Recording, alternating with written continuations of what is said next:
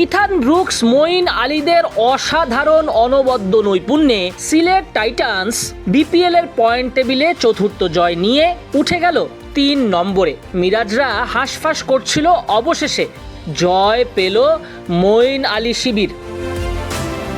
সিলেট তাদের ভাগ্যটা একেবারেই সহায় হচ্ছিল না।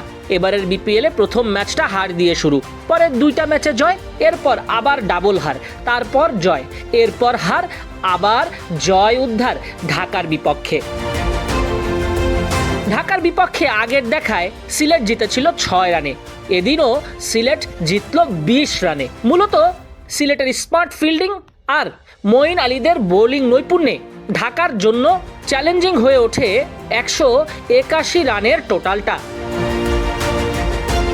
রহমানুল্লাহ গুরবাজ, আব্দুল্লাহ আল মামুনরা উদ্বোধনী জুটিতে ভালো শুরু করলেও এরপরে নাসির, শামীম তাদের দ্রুত বিদায়ে সিলেটের ফিল্ডিং নৈপুণ্যে ধসে পড়ে ঢাকা। সাইফ হাসান কোনো মতে ফর্মে ফিরেছেন, কিন্তু দল তো জিততে পারল না। 14 বলে 22 রান করেন এদিন সাইফ। সাব্বির রহমান 16 বলে 25 রান করেন, নট আউট থাকেন শেষ পর্যন্ত। অল আউট হয়নি ঢাকা, তবে হেরে গেছে 20 রানে। নির্ধারিত 20 ওভারে টপ অর্ডার, মিডল অর্ডারের সমন্বয়হীনতার কারণে ঢাকা ম্যাচটা জিততে পারল না সিলেটের বিপক্ষে। মূলত উদ্বোধনী জুটির পর চতুর্থ উইকেটে সাইফ গুরবাজের 37 রানের জুটি, এরপরে আর মূল্যবান জুটি গড়ে ওঠেনি। মিথুন, ইমাদ ওয়াসিমরা সেট হতে পারেননি। মূলত সিলেট মঈন আলীর সমন্বয়ে দারুণভাবে ঘুরে দাঁড়ায়। ওদের সালমান ইরশাদ একাই নেন 3-3টা উইকেট। নাসুম আহমেদ নিয়ন্ত্রিত বোলিং না করতে পারলেও নাসির হোসেনকে কবজা করেছেন, যিনি আগের ম্যাচে একা হাতে জিতিয়েছিলেন ঢাকাকে। এদিকে সিলেটের সব বোলার বোলিং কোটা পূরণ করলেও টানা দ্বিতীয়বারের মতো এই ম্যাচেও বল হাতে নেননি মেহেদী হাসান মিরাজ। তিনি বল করছেন না, বাকিদের বোলিং কোটা পূরণ করছেন।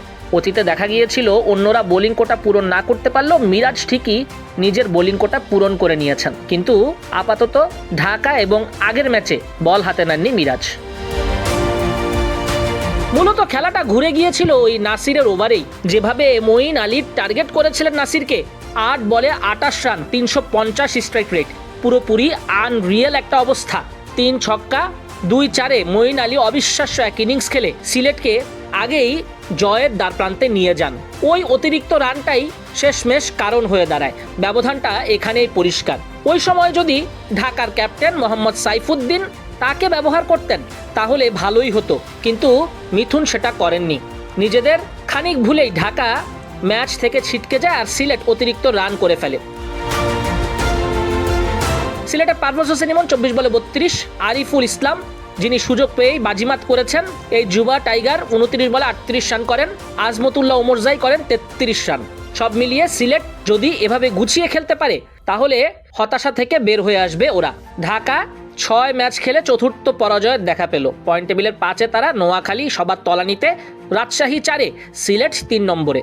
চট্টগ্রাম আর রংপুর রাইডার্সের পয়েন্ট সমান, নেট রান রেটে চট্টগ্রামই রংপুরকে পেছনে ফেলে সবার শীর্ষে অবস্থান করছে।